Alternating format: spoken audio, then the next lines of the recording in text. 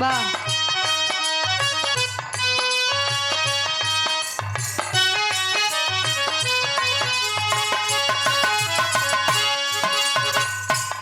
ऐसन रूपवा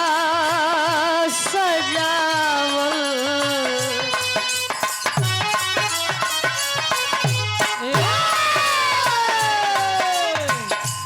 ऐसन रूपवा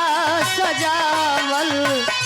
का होई जब देखी न केहू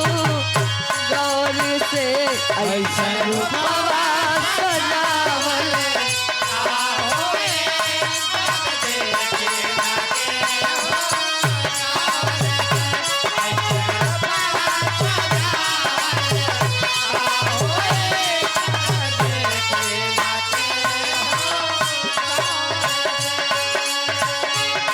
जब छुअल चाहे तू करेलू नहीं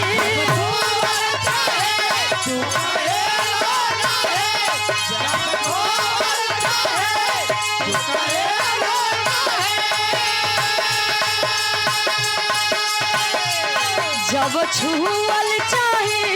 तू करेलू नहीं दिल गुजरेला गजबे दौर से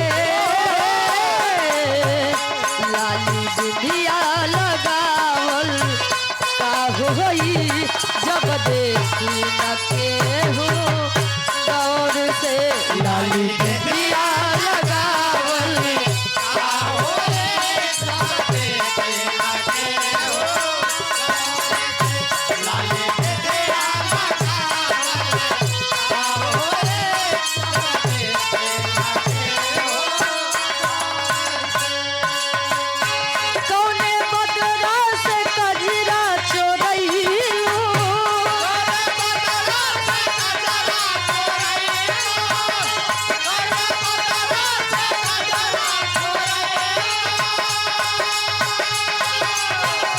कौने फुलवा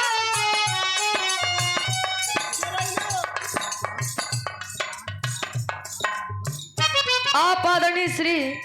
सरताज आलम खान